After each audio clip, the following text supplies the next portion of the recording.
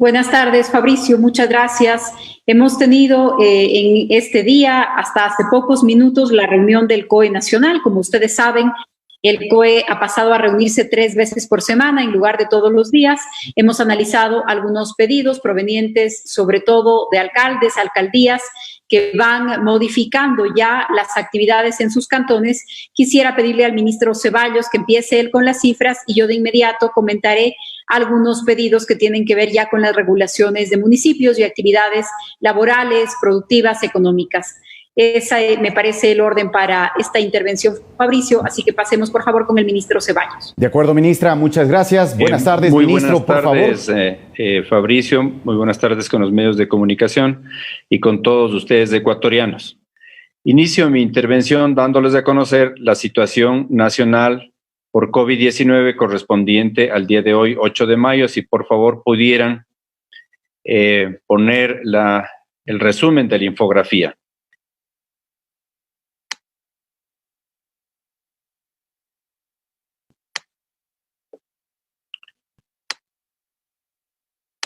Muchas gracias. Como se puede ver, tenemos un total de 3.433 pacientes recuperados, 2.463 casos con alta hospitalaria. Tenemos 6.854 con alta epidemiológica, 32.242 de casos descartados, un total de 28.818 de casos confirmados y desafortunadamente 1.704 personas fallecidas. En esta infografía observarán que existe una variación y esta variación con relación al día de ayer. En la variable relacionada con los datos confirmados, y me permito una vez más explicarles el porqué. Por las necesidades de la emergencia de COVID-19, el Ministerio de Salud Pública, conjuntamente con el apoyo técnico del Ministerio de Telecomunicaciones, hizo un gran esfuerzo para migrar de una herramienta de más de 10 años de antigüedad con la que contábamos a un nuevo aplicativo que permite integrar la información del BIEPI, esto es, el Sistema de Vigilancia de Salud Pública y el INSPI, que es el Instituto Nacional de Investigaciones de Salud Pública. Esta integración va a permitir que los hospitales y los laboratorios ingresen a la página web y registren de manera directa los resultados de las pruebas.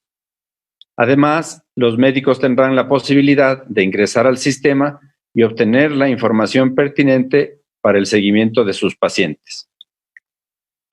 En la plataforma anterior, la información de BIEPI e INSPI se integraban de forma manual mediante archivos de Excel. No existía validación de datos con el registro civil, lo que en varias ocasiones generó muchos errores. El actual sistema elimina estas inconsistencias en los registros al reclasificar a las personas por su cédula de identidad y no por el número de pruebas que se han realizado. En otras palabras, la data es procesada por el número de casos y el número de pruebas o muestras está atado a cada persona. Quiero ser muy claro. En un aspecto que es fundamental, a nivel nacional, los históricos de las cifras nos muestran que se mantiene una meseta con tendencia a la estabilización, siempre usando el concepto de fecha de inicio de síntomas como el elemento que brinda mayor certeza para la construcción de la curva, a partir de los casos detectados oportunamente en la temporalidad de la epidemia.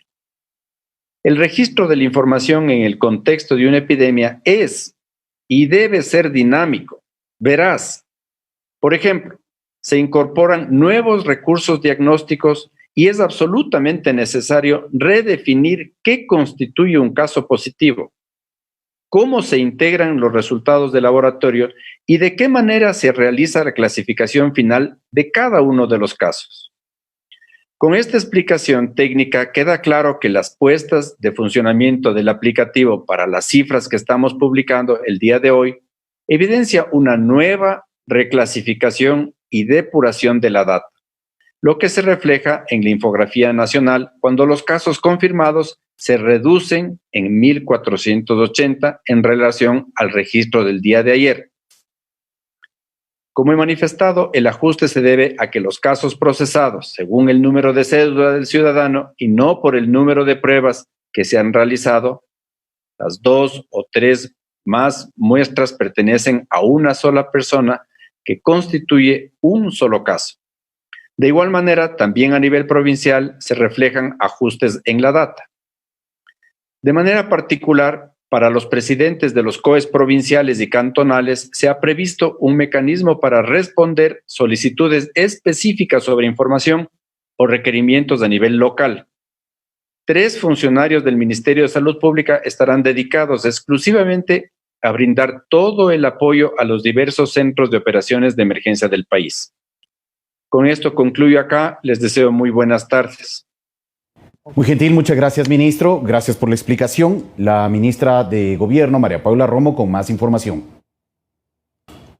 Muchas gracias, Fabricio. Estas explicaciones y el correo electrónico, el dato de contacto de los funcionarios del Ministerio de Salud que se dedicarán exclusivamente a responder las inquietudes sobre las bases de datos que tuviera cada municipio o cada COE provincial, cada COE cantonal o cada COE provincial, ha sido enviado junto con los informes de cada provincia que hemos entregado a través de la Asociación de Municipalidades del Ecuador el día de hoy y también a través de cada gobernador, para que los gobernadores que a su vez tienen la responsabilidad de presidentes del COE provincial puedan entregarlo a los COEs provinciales. El informe se ha hecho con corte a ayer en la noche para que pueda ser procesado y entregado la mañana de hoy. Ahora quisiera, Fabricio, comentar algunas cosas que se han analizado en el COE de esta tarde, de esta mañana y esta tarde. Primero, se enviará un recordatorio a los hoteles de todo el país en donde se están realizando aislamiento preventivo obligatorio para que tengan claro el procedimiento, para recordarles que los laboratorios autorizados para cualquier prueba están publicados en la página web del ARCSA y para que esté también de manera muy clara, muy específica, cuáles son las maneras en las que una persona o una familia puede abandonar el aislamiento preventivo obligatorio. Esto está vinculado al delicado caso que tuvimos en Guayaquil hace un par de días y que ha terminado con un gerente de un hotel que se encuentra privado de libertad porque en su momento la fiscalía, jueces han considerado que debería ser investigado como corresponsable de que 14 personas abandonaron su aislamiento preventivo obligatorio de manera ilegal. Entonces, en este caso, estamos enviando este recordatorio para evitar que una confusión convierta a los administradores o gerentes de los hoteles en vigilados, en responsables o procesados penalmente por estas irregularidades por las que tienen que responder las personas que tienen la obligación de hacer el aislamiento, que son los pacientes o los ciudadanos que llegan de un viaje, que llegan en uno de los vuelos humanitarios. Entonces, estamos recordando exactamente cuáles son los mecanismos para que ningún engaño vaya a poner en una situación de estas a un administrador o a un gerente nuevamente, porque es cada pasajero el que tiene la responsabilidad legal de cumplir con el aislamiento preventivo. Hemos aprobado entonces el recordatorio que se enviará a todos los hoteles del país que están participando en este programa.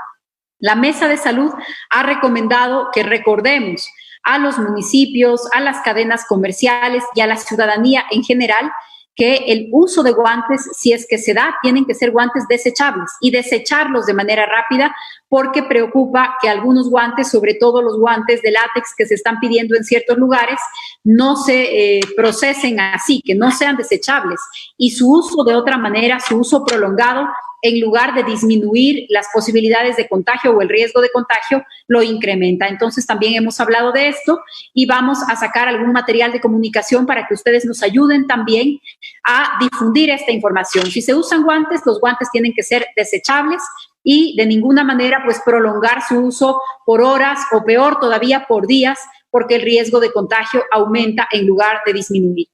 También un recordatorio de que los carnets del CONADIS, los carnets que certifican la discapacidad de una persona, se encuentran prolongados su tiempo, si es que ya vencían. Esto también es importante porque en el retorno al trabajo y en otras actividades y en el ejercicio de otros derechos, este carnet es importante, así que también se trató el día de hoy. Y finalmente, recibimos las solicitudes de el COE cantonal de Guayaquil y del alcalde de la ciudad de Cuenca para que ellos pudieran aprobar algunos proyectos piloto, dentro del semáforo rojo. Ustedes recordarán que en las normas del semáforo rojo, el último punto dice, y los proyectos piloto que sean aprobados por el COE nacional. Por lo tanto, en ese marco también se autorizará a los municipios de Guayaquil y Cuenca lo que han pedido, pero va acompañado de un recordatorio o de una solicitud de que quienes aprueben nuevos proyectos tienen también que considerar la posibilidad del cambio de semáforo para que el tiempo del toque de queda sea un tiempo que permita que las actividades se desarrollen durante más horas en el día, porque más actividades dentro de unas horas que siguen reducidas en el semáforo rojo podrían conllevar aglomeraciones. Entonces, esto también lo vamos a recordar en las respuestas, pero tanto el municipio de Guayaquil como el de Cuenca han pedido autorización para nuevas actividades productivas dentro de este marco de los proyectos piloto, permaneciendo en el semáforo rojo, y esta autorización será concedida y notificada en las próximas horas. Hemos revisado también los protocolos, o vamos a trasladar a las mesas correspondientes los protocolos que hemos recibido, protocolos que tienen que ver, por ejemplo, con el tema de la apertura de templos o con el tema de los centros comerciales. Estos protocolos van a ser revisados por las mesas técnicas, pero quiero ser muy clara, no significa que se autoriza su apertura, no significa que se autoriza su operación, porque eso está vinculado al color del semáforo. No es que hay una autorización para estas actividades. También hace algunas horas se ha publicado una nota que dice se preparan los protocolos para el tema de restaurantes. En todas las actividades se preparan protocolos. Esto no significa que son actividades autorizadas. Por favor, remitirse a este mecanismo del semáforo en cada cantón, que es el mecanismo que está vigente. Esa sería mi información, Fabricio, para que podamos terminar con la terminar con la cadena nacional para dar paso a la rueda de prensa y responder inquietudes de los comunicadores que nos acompañan. Claro que sí, ministra. Muchas gracias por la información. Solamente una precisión sobre estas solicitudes de las alcaldías de Guayaquil y de la ciudad de Cuenca en cuanto a los proyectos pilotos. ¿En qué ámbito se ha solicitado? ¿Cuándo se podría entregar esta autorización? En el caso de Guayaquil, se solicita autorización para implementar proyectos piloto en el área, en la industria automotriz y en la industria de la construcción. Y en el caso de Cuenca, en el parque industrial. Y las autorizaciones van a ser remitidas esta tarde con algunas observaciones, pero esta misma tarde, de tal manera que pudieran empezar a trabajar el día lunes, siguiendo los protocolos que se han recomendado y, por supuesto, bajo la conducción de medidas muy estrictas en este mapa, en este marco de proyectos piloto. Damos paso a esta rueda de prensa virtual con Jonathan Machado de Primicias. Buenas tardes, no sé si me escuchan. Sí, Jonathan, adelante, por favor. Buenas tardes, una pregunta para el ministro Ceballos, por favor. Señor ministro, quisiera una pregunta muy puntual, si me ayuda respondiendo, es a las personas que están en aislamiento domiciliario, ¿el Ministerio de Salud les hace algún seguimiento? Es decir, ¿tienen algún tipo de seguimiento para ver su evolución en la enfermedad, a ver si van con los síntomas disminuyendo o si empeoran? Le hago esta pregunta porque en Quito se empieza a ver que muchas personas en aislamiento domiciliario presentan mayores síntomas y hay algunas personas que han fallecido incluso en sus casas. Quisiera saber que nos cuente un poco sobre este protocolo, si es que tiene el ministerio, por favor. Gracias. Con mucho gusto, Jonathan. Nosotros hay varios mecanismos para eso, pero todos están sustentados en el sistema de atención primaria de salud que tenemos en todos los ámbitos del país. Estos son un mecanismo que ataja o que pone todas que identifica todas aquellos casos que están dando como positivos o que tienen síntomas, se los identifica y se les da el seguimiento respectivo. Tenemos un sistema del médico de barrio y también tenemos el sistema del TAPS, que se llama los técnicos de atención primaria de salud, que permanentemente están visitando a estos enfermos. Si un sujeto tiene, de acuerdo a las pruebas y a los estudios que nosotros estamos haciendo, una prueba de PCR positiva, es decir, tiene el virus y es contagioso, etcétera, una brigada va a ese lugar, porque nosotros, acuérdese que recogemos también georreferenciación y se establece no solamente la verificación del caso, sino también el cerco epidemiológico en los sujetos con los que el señor o la señora habita. Y entonces eso nos permite a nosotros atajar, ahora sí, todo lo que es la diseminación del caso. Una comunicación que ustedes nos pueden ayudar a diseminar en la comunidad es que si el paciente está sintiéndose mal, tiene que llamar al 911, tiene que dirigirse a un centro de salud cercano, independientemente que sea del Ministerio de Salud Pública o del IES, y hacerse atender. No puede esperar, porque no queremos queremos evitar fallecimientos y queremos dar una atención oportuna.